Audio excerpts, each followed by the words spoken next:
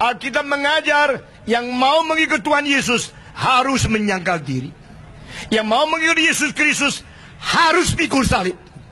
Yang mau menerima Yesus Kristus kadang-kadang dianiaya.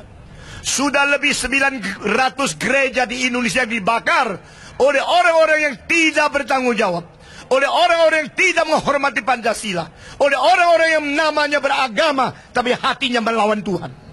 Saudara-saudara, dan saya belum dengar berapa orang yang membakar gereja sudah dibawa ke pengadilan. Saya belum dengar hukum dilaksanakan di Indonesia dengan ketat. Tetapi saya berkata kepada saudara, kebangkitan Kristus telah mengalami hal yang sama. Pada waktu Yesus disalibkan di atas kayu salib, dengar baik-baik apa yang terjadi. 6 hal yang menakutkan yang terjadi. Agama merosot. Kedua, politik merosot.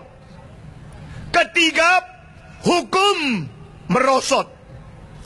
Dan keempat, militer merosot. Kelima, masyarakat merosot. Dan keenam, alam semesta sedang mengikat dan mengkuburkan Yesus Kristus. Di dalam hal ini kita lihat tidak ada pengharapan lagi bagi manusia. Kalau politik sudah bermain-main, kalau hukum dipermain-mainkan, kalau itu hukum dipermainkan, politik dipermainkan, agama juga dipermainkan, militer bermain-main, semua bermain-main. Manusia masih ada pengharapankah? Yesus disalibkan oleh siapa? Yesus disalibkan oleh agama. Yesus disalibkan oleh siapa? Oleh politik. Yesus disalibkan oleh apa? Oleh hukum, oleh hakim, oleh jaksa, oleh orang yang tidak bertanggung jawab. Yesus disalibkan oleh siapa? Disalibkan oleh militer. Yesus disalibkan oleh siapa? Oleh suara rakyat yang massal, yang begitu banyak, dan berteriak, salibkan dia, salibkan dia. Maka Yesus harus mati. Alkitab mencatat, sebab suara mereka sangat besar. Saudara-saudara, di dunia ini ada adil, ada keadilan. Kita adalah makhluk yang mengerti hukum. Tidak ada ayam yang mengerti hukum. Tidak ada kucing, harimau, jirafah, gajah, binatang apapun yang mengerti hukum. Satu-satunya makhluk yang mengerti hukum adalah manusia. Karena kita dicipta menurut peta teladan Allah. Lalu kita menghukum, kita mau cari keadilan. Tetapi tempat yang paling tidak adil adalah pengadilan. Di mana kelihatan uang, matanya sudah melotot, tidak lagi melihat kebenaran. Saudara-saudara, mahasiswa yang sekolah hukum, jikalau hatimu tidak takut kepada Tuhan, makin belajar hukum, makin engkau menjadi alat setan. Karena manusia bukan mau hukum. Manusia belajar hukum untuk cari duit. Manusia menjadi jaksa untuk korupsi.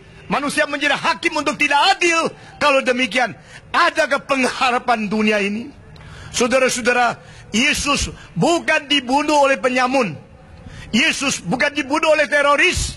Yesus dibunuh oleh hakim-hakim yang melanggar hukum. Yesus dibunuh oleh politikus-politikus yang tidak kenal malu. Yesus dihukum mati oleh agama-agama yang tidak mengenal takut kepada Tuhan Allah. Yesus dihukum oleh militer-militer yang tidak tahu tugas mereka itu untuk apa. Saudara-saudara, massal yang berteriak dengan suara keras mau menang sendiri. Akibatnya anak Allah dibunuh, dipaku di atas kayu salib.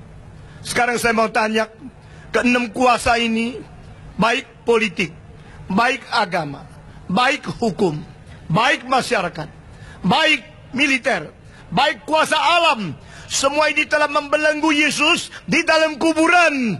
Lalu Yesus mati, selesai. Kalau demikian, saya menjadi manusia tidak ada arti apa-apa.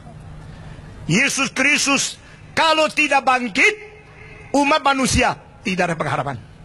Kalau Yesus bangkit, berarti hukum yang tidak beres, politik yang tidak beres, militer yang tidak beres, hakim yang tidak beres, agama yang tidak beres, tidak bisa lari daripada kuasa Tuhan Allah. Amin. Saudara-saudara, hari kebangkitan Kristus memberikan jaminan manusia masih ada pengharapan. Kebangkitan Kristus memberikan peringatan kepada semua pejabat harus berjalan dalam kebenaran, atau pada suatu hari dihakimi oleh Allah yang tidak mengenal suapan, Allah yang adil, dan Allah yang mengalahkan kuasa mati. Saudara-saudara, itu sebab pada hari ini saya bersyukur kita orang Indonesia, kita mau damai, kita mau rukun, kita mau saling menghormati. Meskipun kita beragama berbeda, kita boleh saling belajar. Coba belajar apa perbedaan agama Islam dengan agama Kristen, dengan agama Buddha. Lalu mereka menemukan.